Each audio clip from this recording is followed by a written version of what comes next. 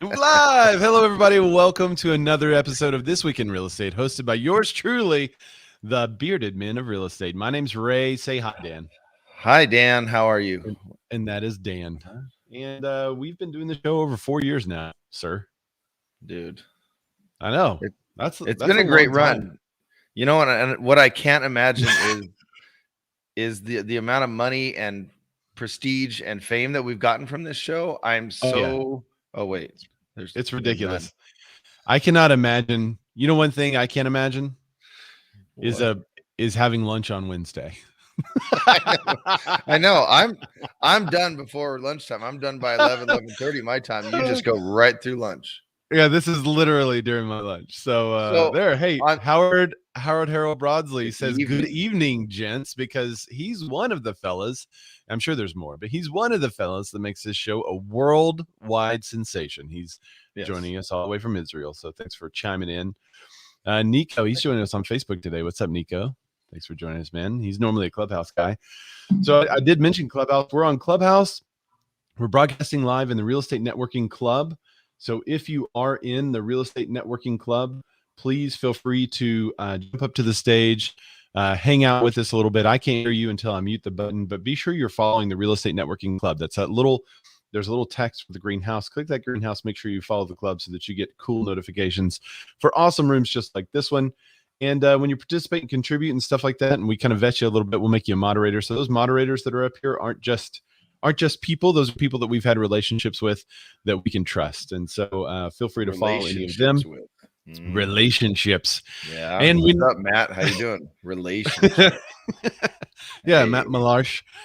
He's also joining us from YouTube. So we're broadcasting on YouTube at the same time. So he could chime in to say "Go Dogs." They misspell dogs a lot in Georgia. It's weird. Maybe they don't know how to spell down there. I don't know. They are winning a lot, I have to say. Oh, look, Christina M. Smallhorn says hello, fellas. Hello, Christina. We didn't even say the keywords. I didn't even say Tiny yet. There she is. Christina, I saw that you had a rant on Facebook, and I haven't watched it yet, but I have it marked. I have it saved to come back and watch. Because Christina's rants are the best. And by the way, she recently, within a week or so, celebrated a birthday. So happy birthday. Oh, happy birthday. I'm terrible about remembering that stuff. So happy birthday. Sorry, I missed it. Oh, yeah, I remember all of them. It's not Facebook that tells me every day. If you guys have something to say... If you guys have something to say on Clubhouse, be sure to flash your mic, send me a back channel message, let me know. We'll come to you. I can mute the mic and then we can hear you. Oh. If you're wanting to talk on YouTube or Facebook, you just, make comments and then we can come to you just like we did. Dusty Martin, she says, "Hey, bearded men." Nico says, "Happy birthday too." Oh, it's about spammers in groups. You're 50? Wow. I had no idea. I thought you were in your young 40s. Ann Blackburn says, hello. Hello, Ann. Thanks for checking us out. Julie Moon, she's in both places at once too.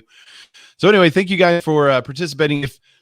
If you're not following the show, please be sure to follow the show. You could subscribe on YouTube and hit the bell. We will be notified. You could also subscribe to the actual podcast that comes out usually around the same day, if not the next morning, as the podcast. Producer Matt goes through great troubles to watch the whole show after we've done the show. And he goes back through and puts timestamps, and he even drops those in the podcast too. I don't know if it's not clickable, but you could see on the podcast the timestamps of everything we talk about. So if you're watching this and you're like, okay, when are they going to get to the really hot news about Opendoor?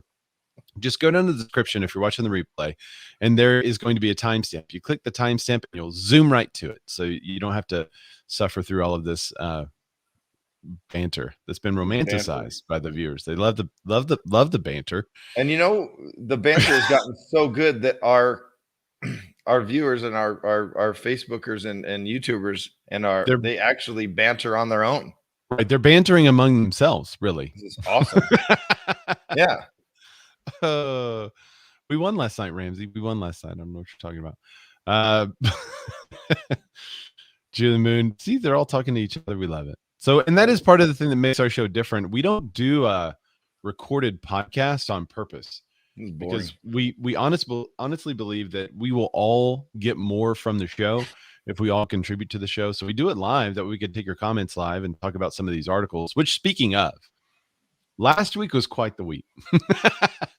Anytime Zillow's in the headlines, we always get more views because Zillow is the great provider of funds for a large portion of the industry, as well as a great enemy for some people in the industry. And so that's always a divisive show whenever we talk about Zillow. This week, we're going to hit a little bit about Opendoor. Last week, we talked about Zillow's escape from iBuying. Opendoor, that's all they do. And we've been talking about how much money they've lost in the marketplace and all that stuff. So they have an earnings call coming out. It'll probably be released right after the show. But we'll talk a little bit about them. We're also going to talk about the Fed and the rates and what's going on with mortgages, because that's been a hot topic lately. Real estate agents for the last 3 or 4 years have been saying, well, rates are going to go up. You better buy now. Rates are going to go up. And what's happened? Rates have gone down. But you know what has gone up is prices. So while rates have continued to go down, prices have increased exponentially. And so one of the things we're going to hit on today, if we have time, is how much equity renters have missed out on this year. And you're not going to believe this number. It's a big number. It made me like, it was, it's a lot. And speaking of adding to your equity, do accessory dwelling units really add value to your home? We'll talk about that. And I think we said in passing last week, I think I mentioned that 800 and something percent of properties sold before list, which supposedly increased the coming soon problem. I think we mentioned that on the show. If not, that may have been an article that Dan and I just talked about. And I don't think we covered it at length, but the nation's largest MLS rebuts the zero DOM pocket listing study. So we're going to talk about the rebuttal of the study that we talked about last week, saying that there was a huge increase in homes sold off market. The rebuttal to the rebuttal. Yeah. And if there's one thing I love about our government, it's the fees that they make money off of that appear to be unnecessary. And hidden or is unknown. Or is it? So we'll talk about that.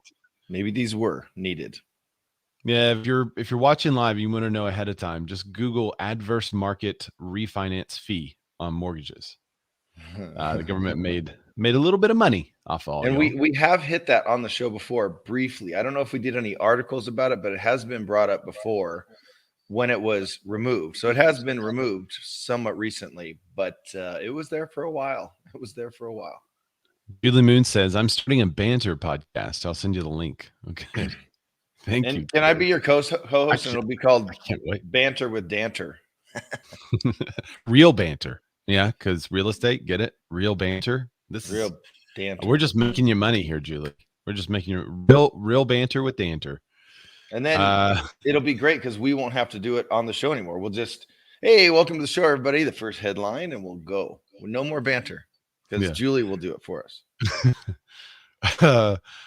Dusty Martin says, I don't know, but I know September Paradise Valley, Arizona had 38 sales in the whole town, and 8 of them were off the MLS. Just saying. So that's 20%, right? Leave it to Randy Stewart. Someone say real. Mm-hmm. Oh, I'm getting a call. He spelled it wrong. The L's back. That's a call. That's a call from our marketing assistant, who knows full well that I'm doing a podcast right now. Real. All right. Well, before we get into these headlines, Dan, would you tell people what the show is actually all about? I will. When Ray and I met here on the interwebs. How long ago was that, Dan? I think it was 1976. It's a good year. Yeah. We were both riding our concrete surfboards. I think they used to call them. And we're just here in California, Southern California. Ray is from here. I don't know if you guys knew that. I'm just making all this up, by the way. But no, we met here on the interwebs a little while ago, and I had an idea for a show because I'm, in fact, a This Week in Real Estate. Yeah, you're still a bearded man. It was bearded man. That's what it was. But it was for the bearded man in real estate. And then when I met Ray, I noticed something very interesting about him. What was that, Daniel? He hates chimpanzees. Hates them. There used to be a chimpanzee at the Little Rock Zoo. It's this well-known fact that would just flip people off. And that's why Ray hates chimpanzees. I never really got to go real close because my parents are super conservative. They're like, nah, we're not going to go see the monkeys. Were they afraid of getting flipped off? Well, they just, don't want to put those kinds of impressions on a young child. My dad would be like, let's go. I want to see this monkey.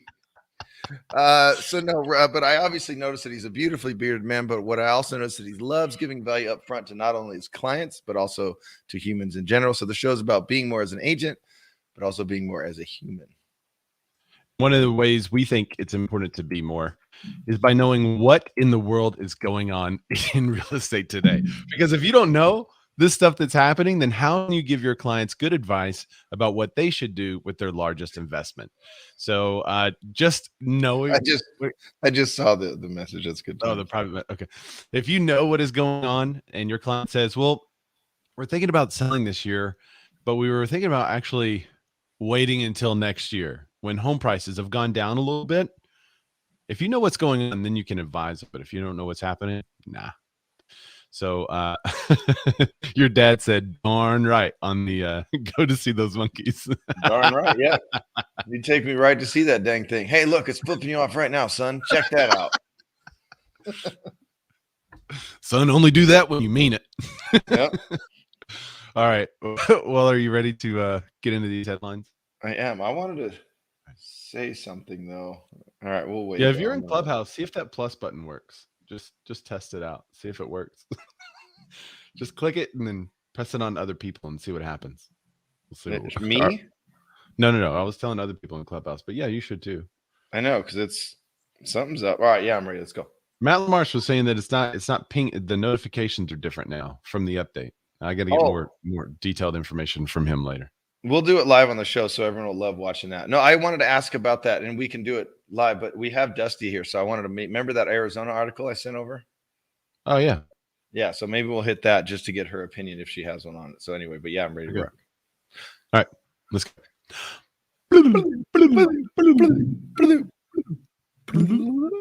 And just like that, we're in the headlines. All right, so right after the show last week, see, I mean, it feels like a thing. I know it's not a thing because we're not that big, right. But it feels like a thing because right after the show, everything gets released. Like last time we did the pre-show show, or the show prep show, and then Zillow announced that they're no longer iBuying. So it seems like right after we get done with this stuff, they do. All right, so this one is the Fed holds rates near zero, yet some borrowing costs are already on the rise. Oh, man, that sucks.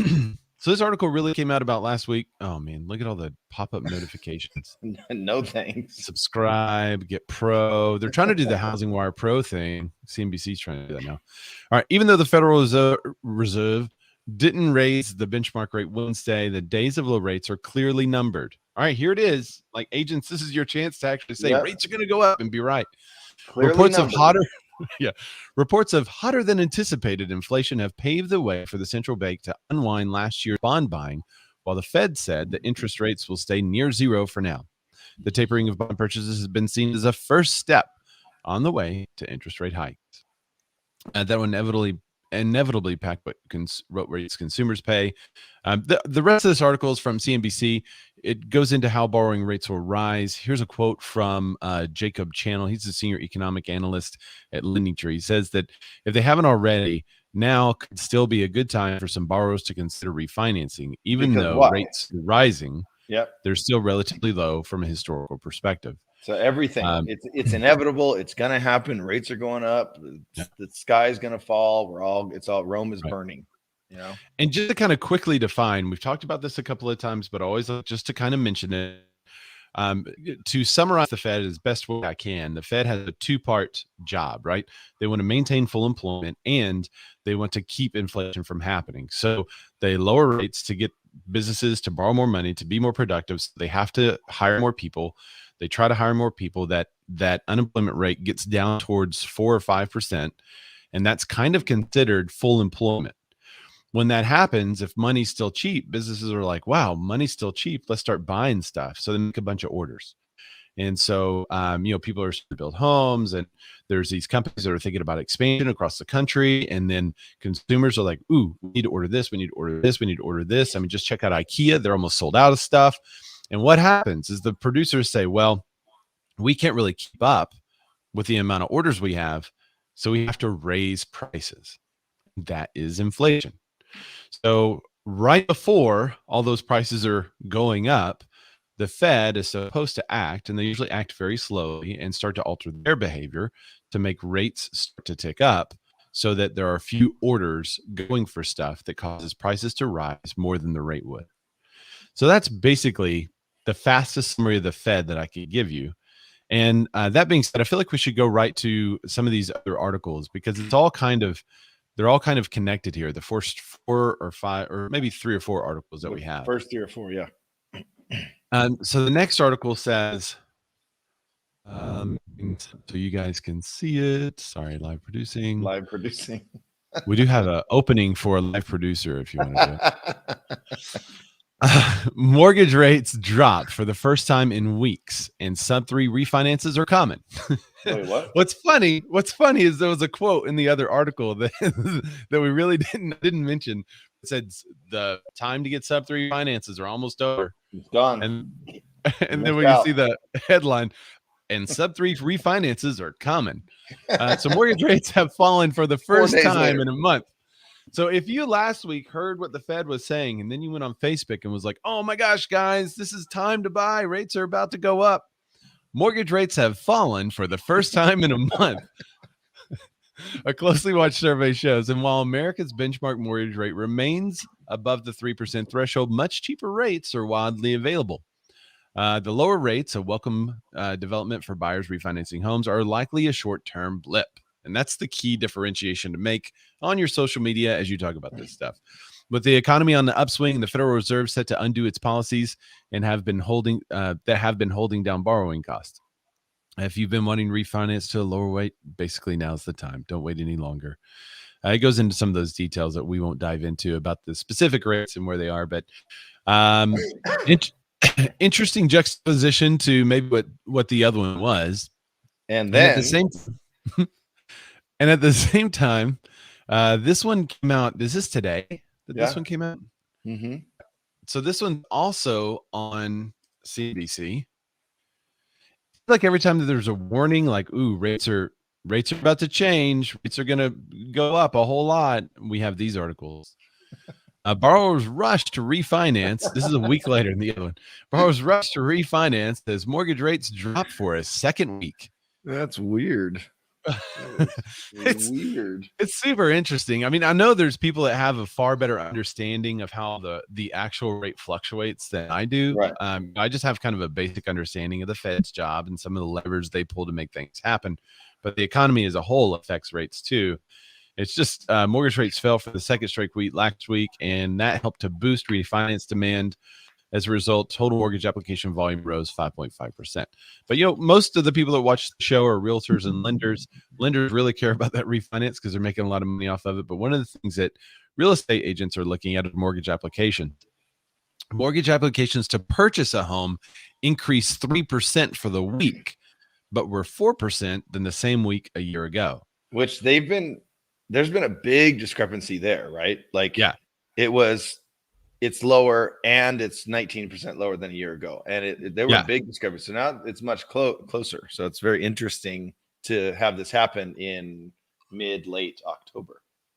I feel like it's pretty strong. Right? Yeah. Go ahead. Edward Caro is all right. So we're on StreamYard. Okay.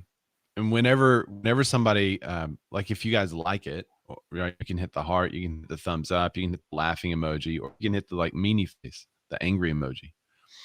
And when you hover over it to see what people have hit, I can see that Debbie Warren, she loved it. Thank you, Debbie. And I can see Facebook angry, Edward Caro. I don't know when he hit it, but that's pretty funny. If you guys are angry at the show, please let Facebook know. Hit that anger button. Oh, we got getting more, I'm sure. All right. So mortgage applications, it seems to be a lot stronger because it did increase for the week. It was still 4% lower than the same week a year ago. It has been much lower than the same week a year ago. So that's actually pretty good. The housing market is well into its slower season. While demand is stronger than usual, home buyers are still facing a lean, pricey market. So that's what they're saying this year. But you remember what they said last year about this season? We thought there would be a seasonal slowdown, but it looks like the Rona has extended the buyer's purchasing time period to a later time. So the fall is the right new now. spring. Yeah. And so mortgage application volume last year was actually really high in the fall compared to the previous year. And it's only 4% lower this year. It could mean that we're seeing a slight increase in supply, or maybe buyers are finally settling on properties or able to get into them. There was a house a week ago that only had 3 offers on it. I was like, wow, this My is newest listing got 3 offers, all of them, like none, they went over asking, but nothing crazy. And all of them had regular contingency periods, not shortening anything crazy. The biggest thing they're doing now is putting down bigger earnest money deposits, which we have here in California, but nothing crazy. I'm like, yeah. And they're all 3 solid offers, very solid offers, but only 3, which is still great. My seller's happy, but yeah, they're still making money. Nico said, I just had an offer accepted, 3.5% FHA, well under asking. What? Nico has been telling us for a long time. He's been like, for a couple of months now, he's been like, it's starting to be more of a buyer's market in my market. Yeah, you guys should start, by the way, a little quick tip, and based on what Dusty says, she says, I showed 2 houses over the weekend that are still available. That's crazy to just say, but she's like, after 6 days, LOL. But just there alone, what you should start doing is do a quick search based on a few months ago or even a year ago.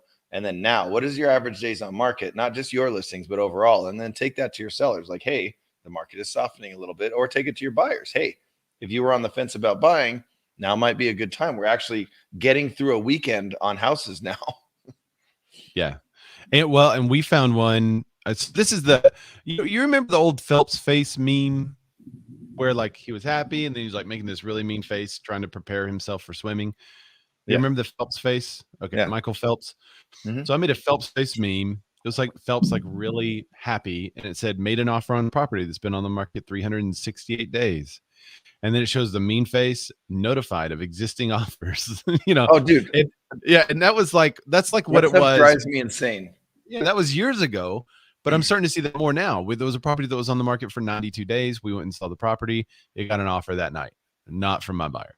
So I know. Yeah. Every now and then we're finding some properties that have sat on the market because the condition and price don't match up. They went way too high, trying to take advantage of the market, and they're not making it.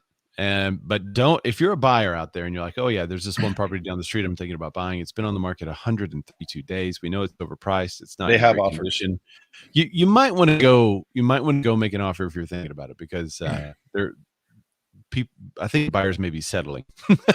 It's weird. It's just weird because I had one. It was, geez, I don't know. It was some like 36, 40 days on market. I have an investor client looking for another rental. And it was like, oh, cool. Let's get out there and see it this weekend. Excuse me. Sorry. I don't know what's happening, but I got not really just kind of a response from the agent saying, yeah, you can see it this weekend. No big deal. We liked it. We put in an offer like next day, early morning, like just to make sure we're on top of it. Okay, well, I do have 3 other offers. I'm all, what? Really? Why are you? Oh man, it's so weird. Like, did they manifest because we sent our offer? I don't know. It's just odd to me. I wanted to add at the very end of that article, the of that one that we were just talking about. Yeah, which one? Where is it? Yeah. Oh yeah, that so the borrower's rush to refinance, but mortgage rates did drop slightly lower to start the week. We noted that, but it says they are now at the best level since late September. That's literally the very last line of this article. Since oh yeah. Since the end of September, yeah. So they had to add something in there. At the very end, the positive. Hey, they're really good, but hey, they're good. Well, and we have another article. We'll probably just kind of skip through this one really quickly, but cash out refis obviously increased. So cash out refis is when buyers or sellers mainly, when sellers are seeing a huge increase in the value of their home, a lot of sellers will take out money and then put that money back into their home with a remodel. They'll go on vacation. They'll do whatever they want to do with it. So this article comes to us from the Realtors magazine that we all pay for, so you should read. It says Cashout refis surge as owners use equity gains. Double-digit annual gains fueling homeowner wealth. Owners have gotten richer, and they've started to take advantage of added equity. So I kind of wanted to know from our listeners who are joining us on Facebook, YouTube, and I almost said Instagram, Facebook, YouTube, and Clubhouse. I want to know if you're seeing people put that money back into their house and start home improvement projects, or if people are just taking out the money and maybe buying other properties. We've had investors do that where they use that as a down payment in another house or something like that, and then they'll cash out refi that one as well after they remodel it. So yeah, I want to know what's going on. Investors, we're going to hit a thing on ADU, but they were going to do an ADU for themselves to kind of just make their house bigger, and it would add some sort of value. We don't know yet, but we'll read the article. But they instead decided to just take the money out. Now they're going to invest and have a long-term property, rental. Yeah, it's kind of a no-brainer with what they've made. They're here in Rancho with what they've made in the last year and a half. Yeah. Do I have anyone that wants to talk about that? And just flash your mic. I have to look over the phone. Flash. No. Okay. No. All right. I'm not seeing it. Maybe you're flashing too fast. All right. So the next one, mortgage delinquencies, and this is good news for the mortgage industry too, when people actually pay their bill. So mortgage delinquency rate continues to shrink. So there was a lot of talk from the forbearance crash bros, as Logan Matashami will tell you, that once the forbearance goes away, that people will falter on their mortgage, and it's all going to crash. Yep. The whole thing is going to come crumbling down, because then banks are holding these defaults again, and it's going to be like it was in 2008. Well, Logan has continued to say that no, once that happens, once people get out of forbearance, they're going to continue to pay their bill, and that appears to be what's happening. Is that mortgage delinquency will continue to shrink. So mortgage delinquency rate hits the lowest level since the beginning of the pandemic in August, according to the most recent CoreLogic loan performance report. However, some borrowers are still facing severe financial challenges. In August, 4% of mortgages were delinquent by at least 30 days, including foreclosure, a drop from 6.6% in August of 2020. The transition rate, mortgages transitioning from the current 30 days past due, dropped 3 basis points to 0.6% in the same period. Here's a quote from Frank Noftheft. He's the chief economist at CoreLogic. The overall delinquency rate declined, masked the serious financial challenges that some borrowers have experienced. He said in the months prior to the pandemic, only 1 in 5 delinquent loans had missed 6 or more payments. This August, 1 in 2 borrowers had missed or were behind 6 or more monthly installments. So that was an interesting statistic kind of buried down in here. Yeah. As the headline says, mortgage delinquency rate continues to shrink. That's good. That's an interesting statistic. I want to read it one more time so we don't miss it. In the month prior to the pandemic, only 1 in 5 delinquent loans had missed 6 or more payments. In this August, 1 in 2 borrowers had missed and or were behind 6 or more monthly installments. Wait, isn't that high? Yeah. Wait, so half of buyers? No. That's what it says. Then how is the delinquency rate down at? No, is 1 in 2? No, it'd be 50%. So they're not delinquent. They've just missed a payment in the last 30 days. But then I thought it said more than 6 payments in a row. Well, or they are. Okay. Missed payments were behind. 1 in 2 borrowers with missed payments were behind 6 or more monthly installments. That doesn't make sense. That means they're behind. Anyway, basically, the number of people. Well, and maybe they're trying to catch up from the forbearance though. So if you had a whole bunch of people leave the forbearance, that means 50% of borrowers. It just isn't. It's a weird. That doesn't make sense to me. It seems like if somebody gets into trouble in this market, though, if people get into trouble in this market, if 50% of people are in trouble in this market and they start to list their house, talk about relief for the inventory.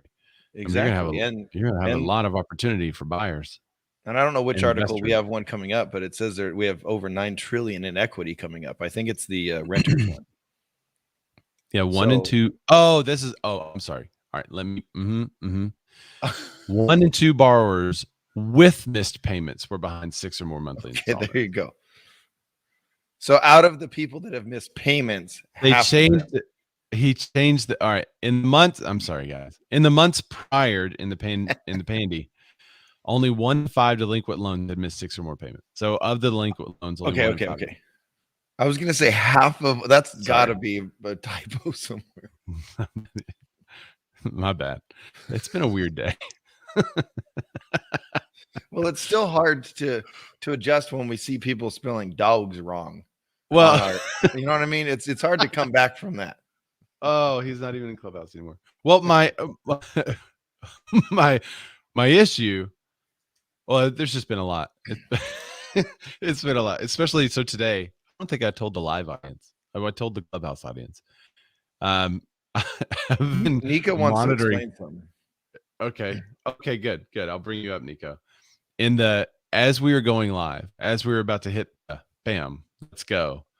Suddenly my internet crashed. So I've been monitoring the internet, and sometimes I'll go full screen and reset stuff and come back. So it's been a busy production day. Well, today. It's weird. He hit go live on Clubhouse, not all the other stuff we had running, and then he hit live on Clubhouse and everything crashed. It's good times. All right, Nico, I'm coming to you on Clubhouse, man. What's up? Can you hear me or no? My service okay? Yeah, your service is great. It's a little muffled, but you're fine. Are you there?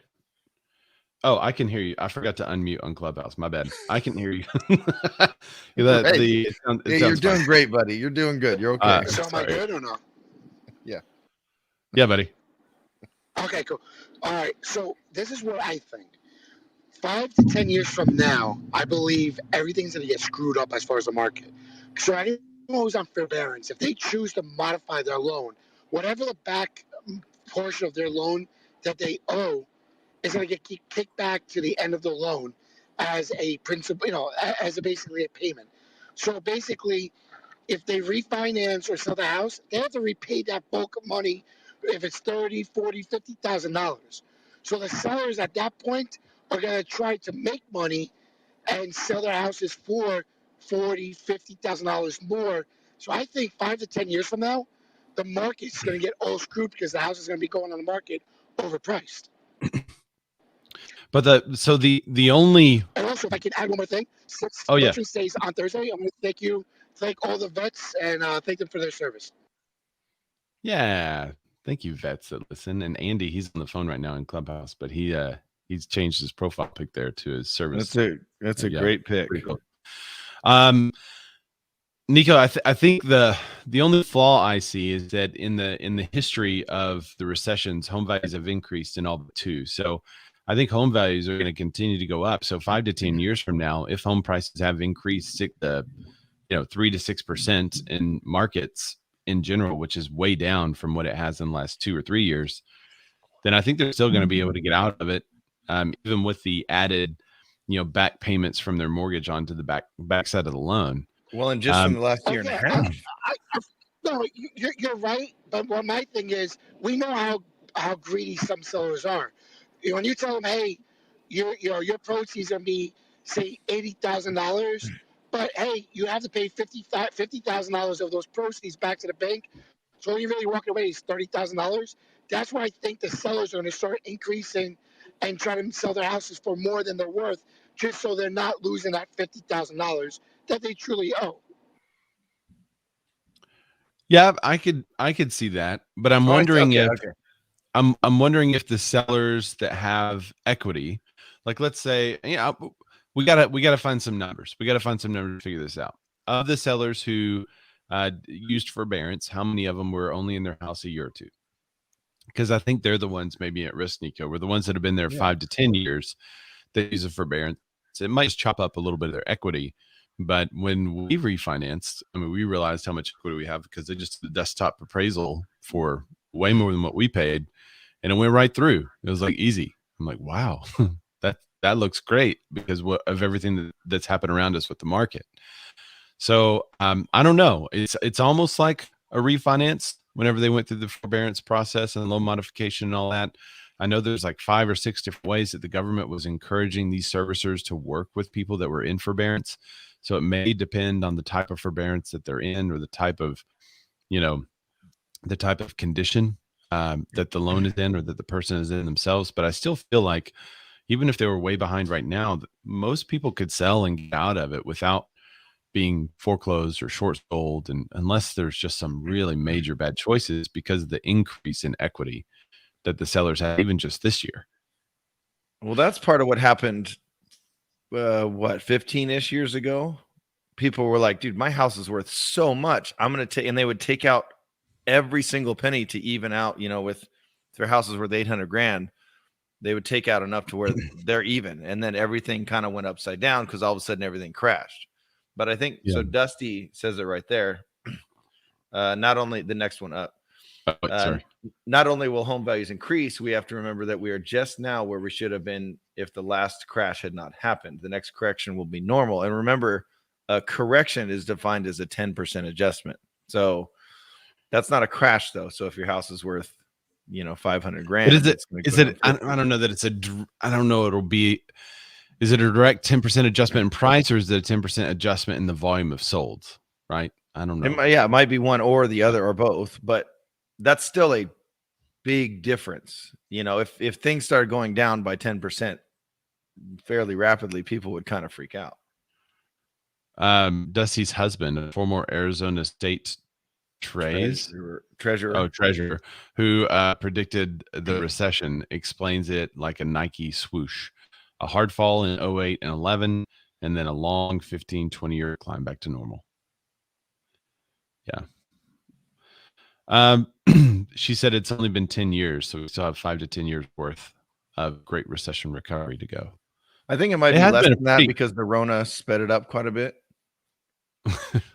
Yeah, the Rona sped up a lot. Yeah. I wonder if it sped up some of that recovery. That's a good question. Yeah. All right, let's talk about the next article. I'm going to skip, actually. Let's go straight to the renter one because we've been talking about the increase in equity. Yeah. I kind of teased the beginning of the show saying, you're not going to believe how much equity renters left on the table this year. So go ahead, guess. If you're on Clubhouse, if you haven't read the article, if you're on YouTube or Facebook, how much do you think renters have missed out on equity this year? Right. And while you guys are guessing, I'm going to read a little bit of this article. I got to carefully display this for everyone. Well, I'm just not even going to risk it. This article is on Realtor Magazine. Rents have been surging since January of this year. The national median rent has climbed by 16.4%, according to the latest national rent report from apartmentlist.com. Rents are not slowing down either as the demand continues to remain high. Meanwhile, renters may be missing on gain equity. Homeowner gained about in equity over the past year, according to CoreLogic. Rent payment, you guys got to guess. Rent payments cover the cost of shelter. We're not going to tell you until you amenities. Yeah, you guys got to start guessing, and then we'll tell you in a minute. None of your monthly payments come back to you as an investment, notes a recent article from Keeping Current Matters blog. That means that by renting this year, you'd likely paid more in rent than you did your previous year, and you also missed out on the potential wealth gain of that you could have had in owning your home. So yeah, good point. Not only are you paying more in rent, but you're also missing out on what you would have made. Yeah. So if your rent's $1,000 a month, you spent 12 grand last year. Now it's $1,200 a month. You've now spent more because I can't do quick math. More. It's 14,400. I can do quick. No. That's good. That's good. That's a good job. I'm not seeing any guesses come through. I know there's a delay, so I'm gonna just wait. Converging economic trends are driving the surge in single-family rent prices, and consumer confidence has driven an uptick in demand for both renters and buyers.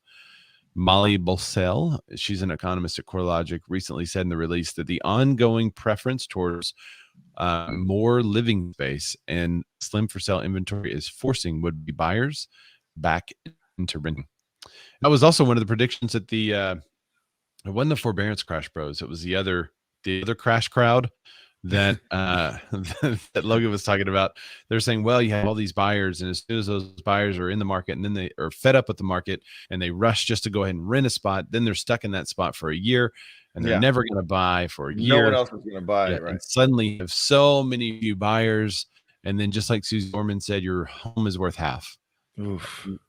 In case you missed that, when is that from, Ray? June of last year? June of 2020. She said it in May or June of 2020, but Ray did a video on that. She said, don't buy a house until October, November, December of 2020.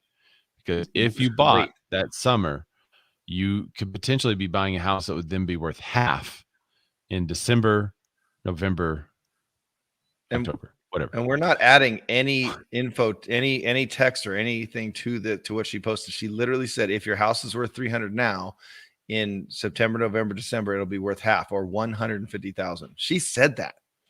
Like somebody guessed on Clubhouse. Shawnee guessed, Shawnee Dixon. She said 50K. What was the rent increase in the article? Thanks. Where was the rent increase in the article? It was the rent increase in the article was 16%.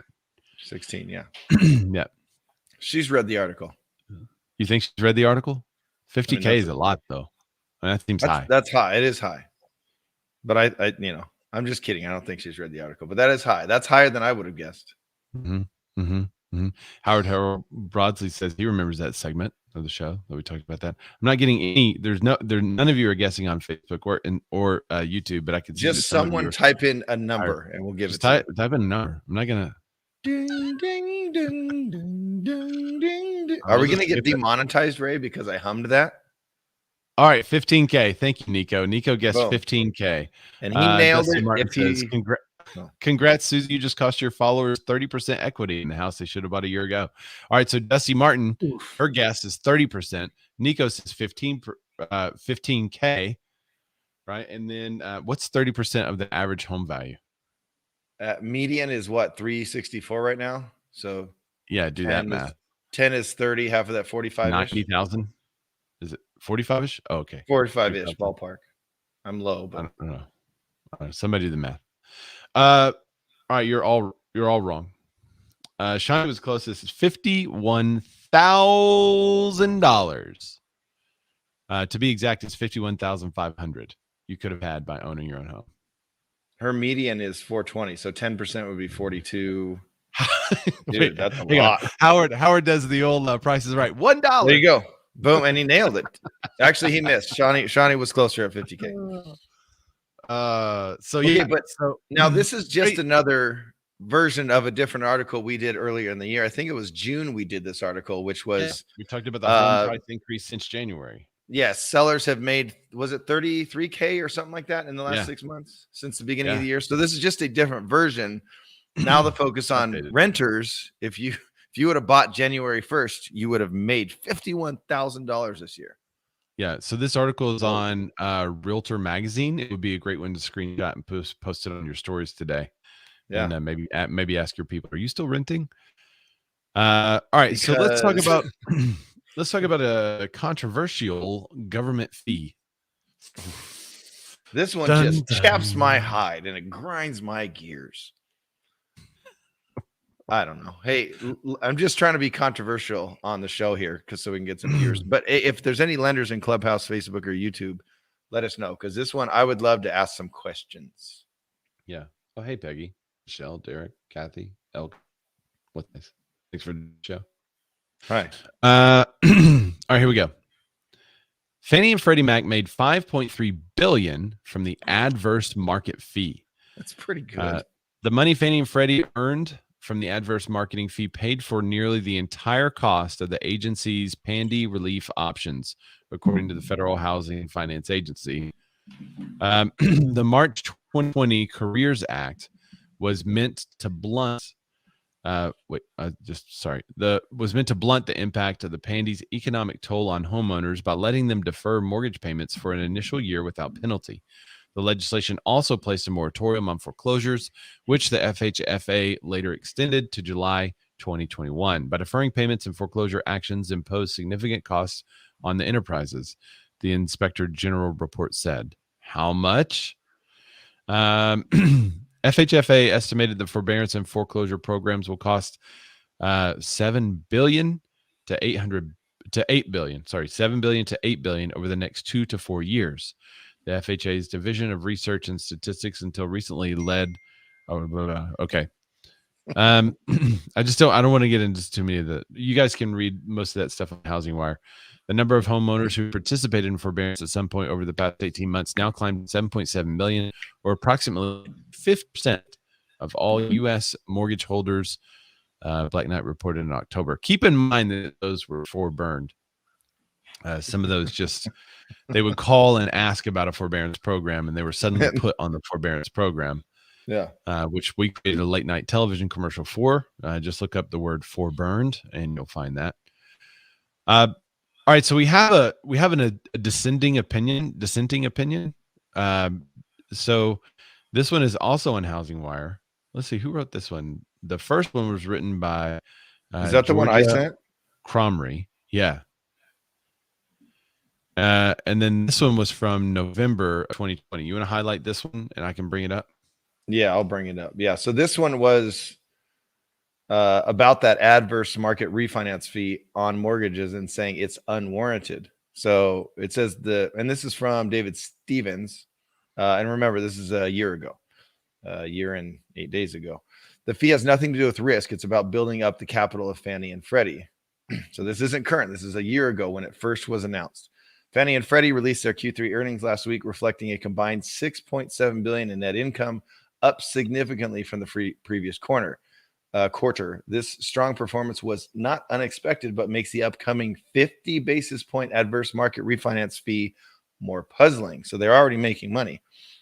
In their Q3 earnings, Fannie Mae states the following: we are implementing a new adverse market refinance fee in light of the increased costs and risk we expect to incur during the Rona. And then again, this is more of an opinion piece, but the writer says, seriously, Fannie produced $7.2 billion in consolidated net income year to date a year ago, with an impressive fourth quarter likely yet to come. And while there certainly are key to providing enormous liquidity to the nation's housing systems, the results would never be what they were if it were not for two things. And then it breaks down. First, the Federal Reserve actions loaded taxpayers with debt. And he kind of goes on to break it down. So if you want to see this one, who's this one by? That's David Stevens from a year ago. There you go, right there. Yeah, can you see it on there? So yeah, but it's interesting. So when it came out, they're straight up reporting, hey, they're making money. What is this adverse fee? And this article now says there is a lot of costs that they have incurred because of the moratorium and all that stuff, but they were already in the black by quite a bit. Yeah. And then now they've got, what did this article say? 5.3 billion 5.3 billion from just and that. we hit this one. So this is where I want a lender to jump in if there's one in Clubhouse or on any of the other channels we're on right now. But we covered this when it was being removed, I think, or going to be removed. I think they just removed it a month ago or so. But when it was going to be removed, it was like, wait, that's been there the whole time? Because I'm not a lender. And when I send my clients to get pre-approved with my lender, the lender goes to, here's all the costs. Here's everything. They break everything down, and the buyer sees it and goes, okay, cool. But this article is like, dude, lenders are stoked. 50 basis points. That's half a point, right, Ray? Half a point. Whenever this was on, we were going through the refinance process and they announced that it would be taken off. And my lender was like, you should probably wait a couple of weeks. It's going to be cheaper for you to refinance in just a couple of weeks. And sure enough, they took it off and then bam. And it's interesting they did it on refis because obviously if they know rates are going to stay low, they know a lot of people are going to refi. Let's add 50 basis points to the bottom of the loan. And I don't know. It seems nefarious to me, Ray. Yeah, well, I want to know what their total income was. So just that fee made them 5.3 billion. But did they also continue to make a regular 7 million that they were going to 7 billion that they were going to make anyway? So a total of 12 billion. Now in the article, they said over the next couple of years, it's going to cost 7 to 8 billion, but they didn't. Did they say what the cost was year to date? I don't think so. No, but neither so Ray they or tell I you what lenders, it's going to cost. They tell you what it's going to cost, but they don't tell you what it's cost so far. Interesting. I don't know. I'll have to go back to the article and see here. Hang on just a second. I'm bringing it up. Estimated forbearance and foreclosure programs will cost $7 billion to $8 billion over the next 2 to 4 years. Right. And they were already in the black, and then they've added another 5.3 billion. So I mean, it's good to keep them stable, but I'm not seeing how much it's cost so far in the article. So I don't think it's in there. Yeah. Okay.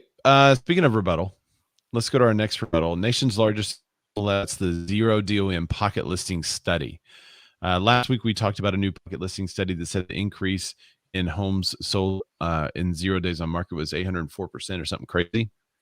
And that was largely in part to homes being sold off market. The California MLS says, so that's that article. No, I'm kidding.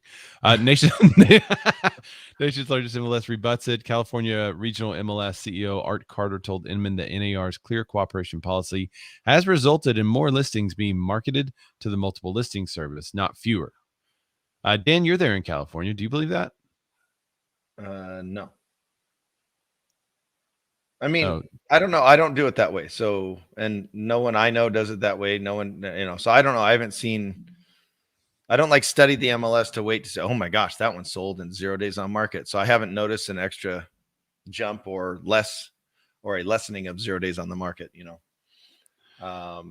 Well, the article goes on to say, while the number of listings selling with 0 days on market since the national pocket listing policy was implemented has indeed increased, the policy has actually resulted in more listings going into the multiple listing service, not fewer, according to the MLS. California Regional. Yep. Wait. While the number of listings selling with 0 days on market has increased. Yep.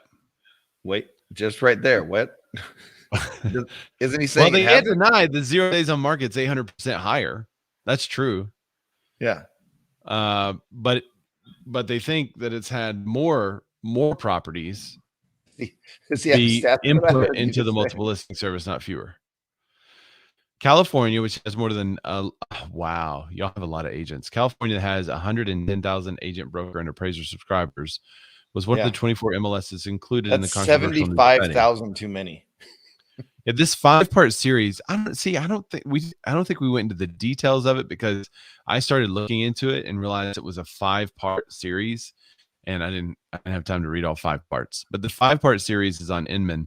It attempted to chronicle that the state of pocket listings is nearly 2 years after the Association of Realtors approved the proposal designed to combat the controversial practice of selling stuff off market or coming soon. It aimed to measure the impact of the National Association of Realtors Clear Cooperation Policy. It was designed to curb pocket listings. According to the report, it immediately recognized a shift after the deadline that was unexpected. In every market reviewed across the United States, brokerages recognized double and triple-digit increases in 0 days on market listings across firms of all sizes of business models. Only 12 of the 24 MLSs included in the study consented to have their data included in the study report. That's funny. Yeah. So about just over half. So I just did a quick search for here in Rancho. And in the last 6 months, we've closed 754 single family homes. 20 of them were 0 days on market. So 3%. Yeah. Yeah, we have a lot of MLSs here. It should be one, but nope, it's a lot. And we have some that if you don't pay dues there, you can't show houses there. It's awesome. Jason, I'm going to get to your comment in a minute in the here.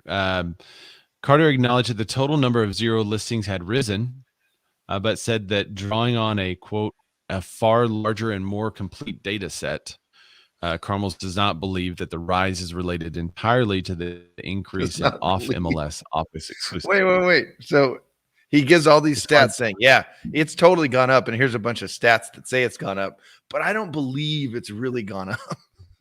Yeah, that's basically, thing, right? Basically, the MLS, the MLS has performed its own analysis and come to a different conclusion on the prevalence of 0 DOM listings and how they're related to clear cooperation policy. Okay. Yeah. Okay. Carter acknowledged that the total number. Oh, I've already read that part. Indeed, Carter, like several other MLS executives who responded to the study, pointed out the hot market as a cause of increase in 0 days on market. not the policy. It's the overall market conditions have led to unprecedented increase in offers and offers substantially over list price and offers submitted with no contingencies, Carter said. In such a hot seller's market, many buyers make offers significantly over full price with no contingencies in hopes of securing property prior to broader market exposure. Wait. Hold on. You're telling me that it might be good for a seller for someone to say, hey, I've got a listing coming soon. You guys should know about it. And then they could potentially get offers way above the market to prevent further market exposure. That sounds a lot like what we were already doing. The time frames to accept these types of offers traditionally are extremely short, with the goal of the buyer being able to lock down the property before it's exposed to additional buyers. That's like the whole argument for the coming soon. This article is not a good look for this guy. Many times, these type of transactions result in 0 days on market. All right. This is one of the most, how do you say that? How is there a word for dichotomy? Dichotometic? I don't know. Anyway, hypocritical. It's a full on. There is a big dichotomy. Yeah. The headline of this article should be, yeah, but. Yeah. No, I know, but. Yeah, but or what my daughters say to me 100 times a day. Hey, eat your dinner. I know, but. So the contention is, well, the BRN study didn't look at how many 0 day OM listings were office exclusives or how many were double-ended like other MLS executives who responded to the BRN study. So their contention is that the number of double-ended or office exclusive has gone down, even though the number of 0 days on market has gone up. Carter found that 1,125 total sales in Fullerton from May 1st, 2019 to April 30th, 2020, before the CCP had gone in place, was 29 or 2.6%. Okay. Of those, 65% were double-ended by the same broker. Considering agents, of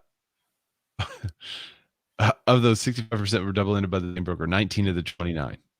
Considering agents and brokers could fully market off MLS, thereby allowing a listing agent to be the only one with agent access to the property to show buyers, that makes sense.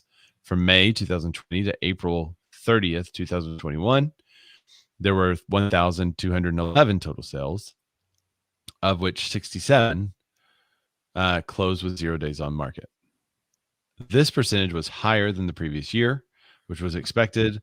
Any property getting an offer, of the 67, 0 DOM listings. Of the 67, 0 days market listings, 24 were double-ended by the same broker, 35.8%. Okay, so it went down from 65 to 35, but it's still happening. Well, you don't know though. I mean, it could be that person just had a buyer. Like we do dual agency, and Florida does the transaction broker that was made some hot news recently. Yeah. Or what if they just had they just logged it in as one of their team members? Right. I mean, that seems. The clear cooperation policy is not broken, but it is not finished. The industry needs to continue the mission of making sure all home buyers have the benefit of accessing all homes. That is not happening everywhere today. Because all it's made. Dusty, you want to read Dusty's comment? Yeah. Let me come to your comments now. Dusty Martin said, all it's made me do is keep a spreadsheet of all the off-market properties I know of and one of all my buyers that I can easily sort and match. Yeah. That's happening everywhere, I think. Oh, see you later, man. Thanks for joining us, Howard. He has to go night in Israel. Hey, Scap. What's up, Mark? How you doing, Scap? All right. Do I go back to? Yeah, does Scap know that we covered his? I don't think he was here. That Scap, we covered your comment on the Housing Wire article that one time about desktop appraisal, not desktop appraisals. What was it? Yeah, desktop appraisals. Desktop appraisals. Just like, this is going to be bad. Yeah, welcome to the show. We've been talking about you a long time. Yep. All right. Anyone want to? Y'all flash your mics and let me know. You can do the back channel, and I can come to you and stuff.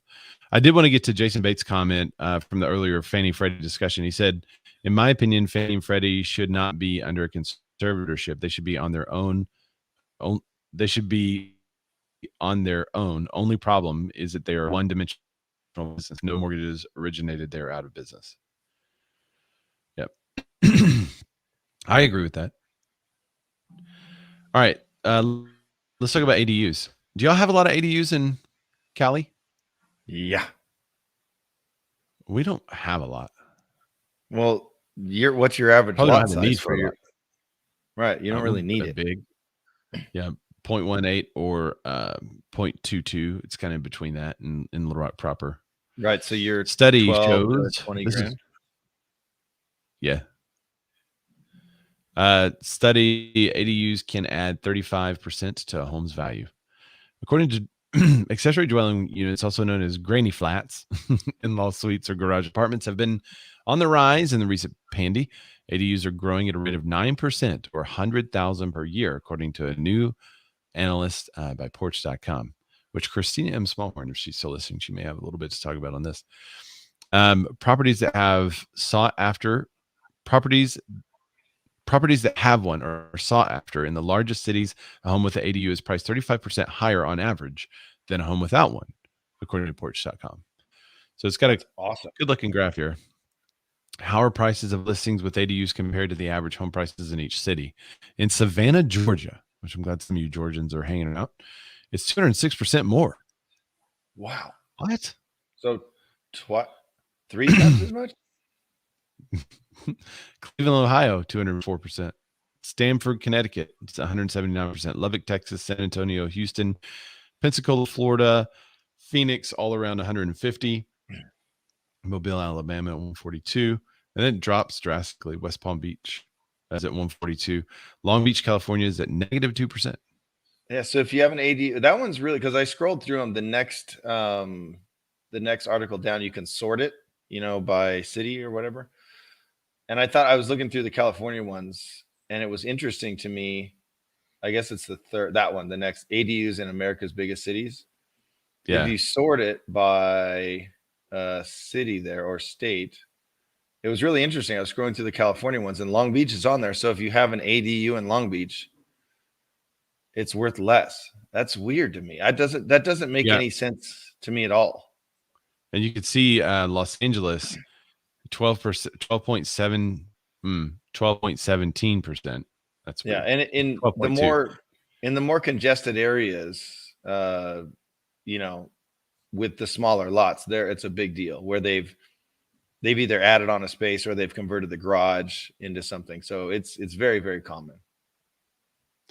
Cities by yearly growth, they've grown more in Portland, Oregon, Dallas, Texas, Seattle, Washington, Los Angeles, Miami, Chicago, Austin, Orlando, Virginia Beach, and Fort Worth, Texas.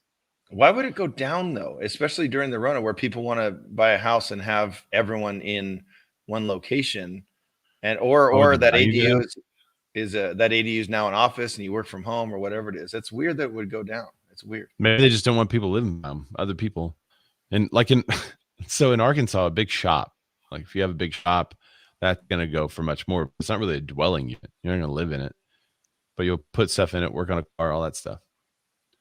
What's up, Robert? Thanks for checking in. Okay. Melissa also has a certain city around her where you can't ride your bike through the city or you'll get a ticket. Whoa. What? Yeah. Ask her. Is that the rain tax city? No, it's different. Yeah. I don't know where I saw it, but yeah, maybe you can ride your bike, but you can't do a wheelie or something like that. I saw someone getting arrested for riding their bike through a city. I'm all, huh. Yeah, opposing politician needs to do I want to ride my bicycle. they got to do that. Patrick Ellis says maybe if everyone has one, it's not worth more. Well, it's interesting though, and In Long Beach, though, with Long Beach, there's two colleges. There's a state college and a city college, which if you have an ADU with its own access, you could rent it out and make, have an income property right there on your thing. So it's interesting to me that Long Beach is under by 2%. And I get his point, but it doesn't make any sense to me at all. It just doesn't. I don't get that one, especially in Long Beach. Long Beach it's a big city, but it's also it's congested in a lot of areas, and values are very inflated. They have been for a while. Yeah. So you'd think that the ADU would help it, but maybe I don't know. I'm trying to think through it. Like maybe because it adds the value, people are like, I don't want to pay that extra. I don't need the ADU, so They can't pay for it. Yeah. Yeah.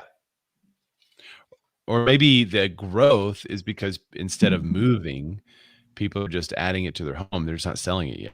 Right. Someone's in Clubhouse. Scap, are you on? Oh, there you are. What's up, Scap? Scap can tell us if it actually adds value or not. As an appraiser's perspective. Hang on, let me bring you up. What city's he in? Where are you, Scap? I'm up here. I'm in Atlanta. Oh, you're in hot Atlanta. Hot Atlanta. We have a large crew from Georgia watching. We're gonna have to do like a live show from Atlanta. All right. So does it add value there in your marketplace to have an accessory dwelling unit? Well, I mean, it depends on so many factors. I mean, yes, I mean it'll definitely add value, but you got so many things you got to look at between zoning regulations. Is it permitted? All those things need to be looked at. You just can't build one and just like build something over your garage and consider it an ADU. Yeah. It may not even add any value if it's not permitted properly. So as long as everything's followed through properly and it's permitted and its zoning allows it, then yeah, it's definitely going to add some value to the property. How much? I mean, again, the market dictates that, and the area that you're in dictates that, and the demand dictates it. So you figure like ADUs on beachfront properties. Those are going to definitely command more money than just an ADU unit. In the back alley of a house here in Atlanta. Yeah, Dusty Martin, she said the same thing. In Arizona, we have a lot of do-it-yourself jobs, and sometimes it's pretty bad, brings the value down. Here we have a lot of do-it-yourself jobs, but they also are kind of living in the country where you don't really have to get anything permitted at all, and they're usually pretty good. Like they could be a mother-in-law property or an extra house or something like that beside you that the person builds over time, and those are usually pretty nice. But we don't really have a lot of accessory dwelling units in the city proper. I think part of that is due to all the neighborhoods. Most of them have HOAs or homeowners associations that don't allow that. So you have to be in a pretty old neighborhood to do that. And our old neighborhoods hardly have any space. So maybe there's a couple, but there's really not much in our area. Well, I'll give you a quick example of something that I just ran into as far as an ADU unit. I was up in Rome, Georgia area, which is northwest Georgia mountain area.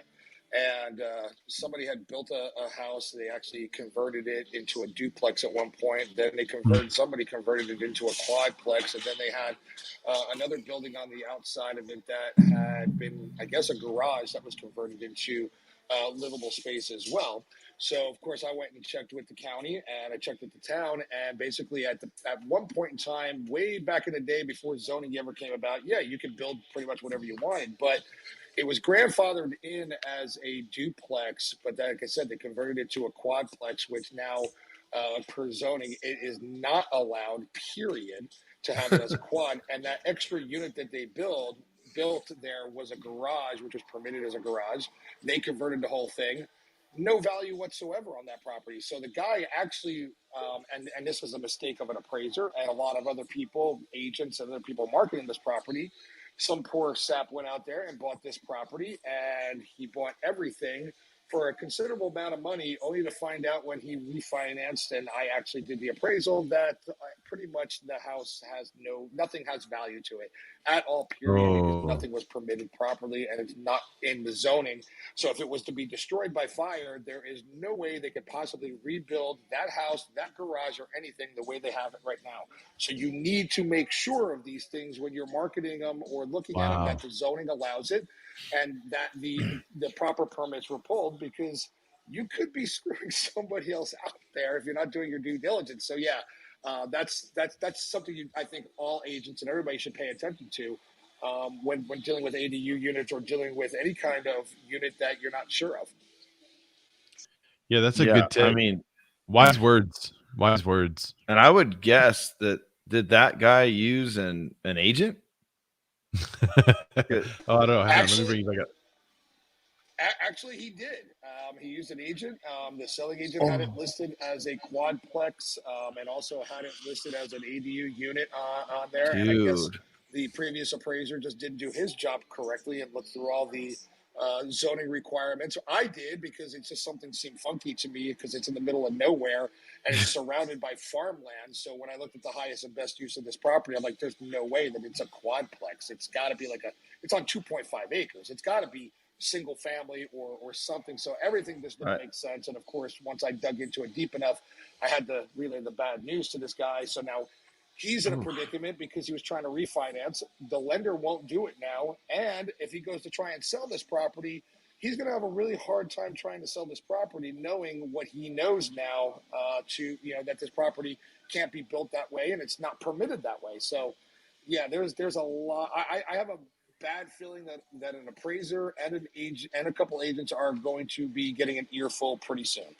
More than an earful. And that's kind of tough to get a renter if it's in the sticks. It's kind of tough to get a renter to go out there unless they just but then they're going to live with 3 other people that want to be off grid and kind of away people. That might be there's a lot of like rural areas where you'll have this really huge farm operation, and then right at the edge of the farm is a lot of multifamily.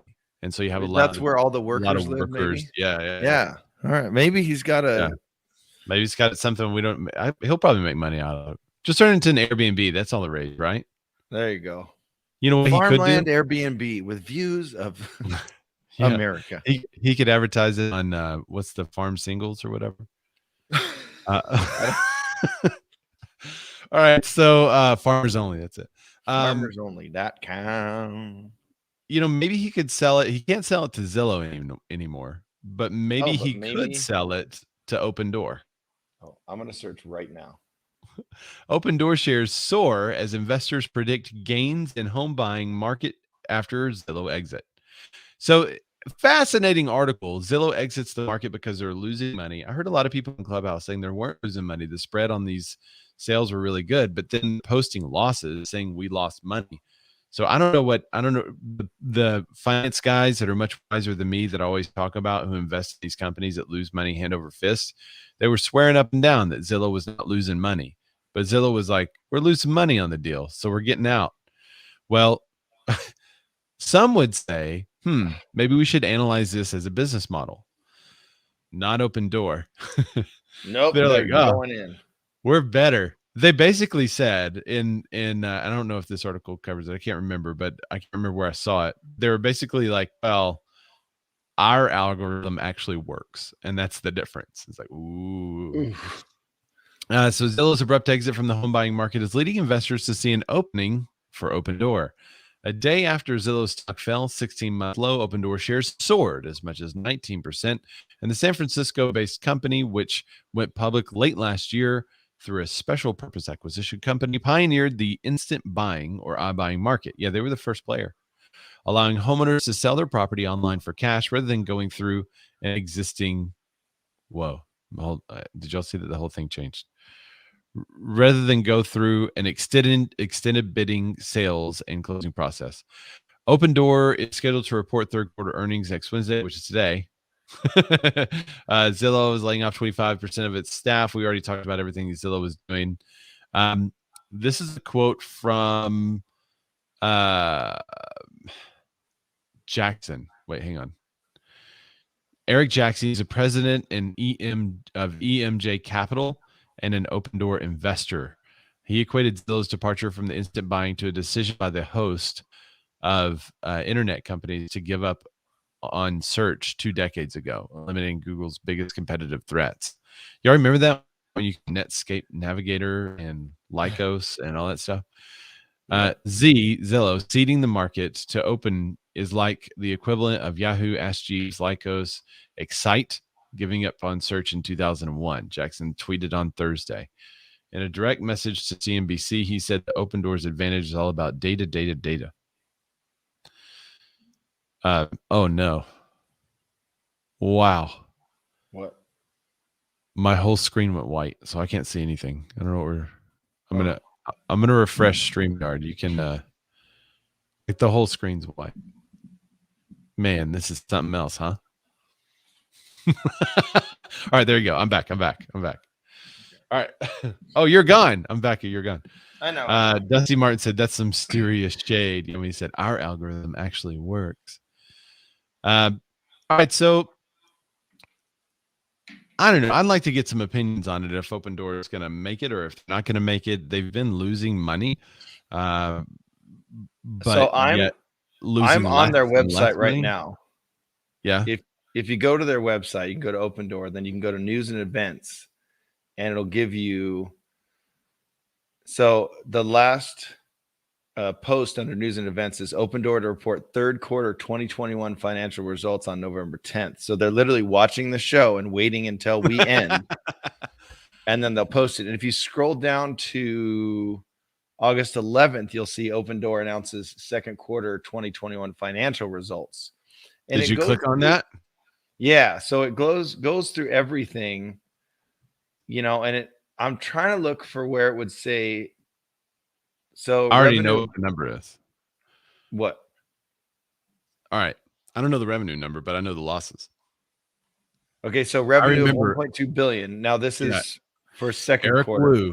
Eric Wu said it had an outstanding quarter. And iBuying will one day make up the majority of home sales. They lost 144 million off of 1.2 billion in revenue. Net income. It says, so this is the quarter Q2, net income of 144 million versus 271 million in the first quarter of 2021. Losses you're talking about. That's a loss on there. Yeah, well, it says net income. And then it says adjusted net income of 2.5 million versus adjusted net income of 21 million. So they went down quite a bit. Yeah. On their net income. I think they're calling net income. Well, the housing wire, there's probably some kind of way to see the loss in there. But the housing wire report, I think we talked about last week, it was talking about them losing 144 million, but they ramped up iBuying bigger than ever. The news story was they lost less. Right. That's what it is. They lost less. And I think that's going to be the same thing now. They lost less, but now it's going to be like, well, Zillow's out of the market, so we're going to make a lot more. I think it's going to be, that's going to be their positive spin, right? What we lose on margin, we can make up for in volume. Yeah. And I don't know. It's interesting that these companies, and you said it in there that he mentions it's the future, not of we're the future of iBuying. He said we're the future of home buying. So he believes that it's going to invade the whole market and take over, that this is how you're going to buy and sell a home. Yep. And Nico, he's checking out. See you later, buddy. I'm refreshing. They're waiting until the show's over. Yeah. We'll wait and see what happens. We'll report on that next week for sure. But somebody, like I said, somebody that knows this a lot more than me, how can a company that loses 144 million be worth billions? They have infrastructure, they have technology, maybe. I don't know. So I'm real confused about it. I think Zillow saw the writing on the wall and said, nah, we're out of there. Maybe they saw the market shifting. There's a lot of quote unquote players in the industry that are now watching Zillow and saying, hey, if they see a shift coming with their data, maybe we should too. Maybe we should look at this differently. That's kind of how I look at it, because Opendoor saying, no, our algorithm just works. Theirs didn't. Like, they're throwing shade. But how I look at it is Zillow's been doing this a long time. And they were like, I don't know, it's not going to be very lucrative in the future. I kind of see it as a canary in the coal mine, them leaving early. But remember, Zillow has what, 5, 6 other 7 streams of income coming in. Opendoor, this is it. They don't have mortgage, they don't have title, they don't have escrow yet. So I think there's going to be a boost because we're going to see it right now. So you're going to see a very positive spin on this Q3 report. But overall, it's still going to be a loss. Wouldn't it seem rather unsettling to hold your mortgage with a company that's losing 144 million a quarter? Yeah, but that's down. Remember, they lost 270. Now they've only lost 144. They're losing less now. Yeah. That loses less money, but still, I mean, I don't get it. I don't understand. So it's going to be interesting to see what they report here. Dusty said, my husband had a business partner. My husband's business partner had a patient that had okay. I'm just going to start over. I'll read it. You want me to read it? My husband's business partner had patented the process of buying a home with literally a one-stop website like Zillow. That patent is recently expired in the last couple of years. Oh, interesting. I bet it would be worth. I would bet money they're ramping up for something very big. Who does she mean, Zillow or Opendoor? Well, yeah, I don't know. Are you talking about Zillow ramping up for something big? Because I can tell you all the Opendoor houses I show, they price them all wrong. They're really rough inside. They're the quote unquote flips they do are not flips. They just lipstick on a pigget. I don't know. That's interesting. She's saying both. Both of them are ramping up for something big. Both. Well, when news breaks, we'll be here to fix it. So you guys, I'm refreshing what I right can't now. fix. What I can't fix are the technical difficulties that we had today. So I apologize. It was a little bit distracting for me. So hopefully you guys got some goodness from the show. If you did, please be sure to go to the podcast, rate us, rank us, subscribe to the YouTube channel, hit that bell. And then if you're following us in Clubhouse, be sure you follow me and Dan and the other moderators that are up here, and Scap too. I'm going to make you a moderator so people will follow you too, man. But yeah, please, Dan, before we go, yeah, do you tell people where they can find you? Yeah, Cash App. It's D Ludwig Rocks, TLUDWIGROCKS. Obviously, that would be amazing. Remember, you got to remember, it's something I had in 4 years of doing the show. I kind of knew it, but I never really paid attention. Is Ray hasn't had a lunch in 4 years on a Wednesday. Yeah, that's why I'm so skinny. Right. So you can go over to Cash App on him. But yeah, main thing, obviously here on Clubhouse, but also on Instagram, D Ludwig Rocks, DLUDWIGROCKS. Ray, where can they find you? You can find me at Ray Zorback. That's RAYZORBACK on Instagram, other social media outlets, anywhere good Razorbacks are sold, Only Feet, wherever. Is that a thing? That would be funny if that was a thing. But thank you guys for joining us for the show. We really appreciate it. I love that you guys stuck around through some of the technical difficulties and still commented and interacted. So we really, really appreciate it. It goes a long way for us and makes our day. So thanks for joining us, and we will see y'all next week. Yeah, it's probably the last show next week before Thanksgiving. So we'll see y'all next week. Bye, everybody.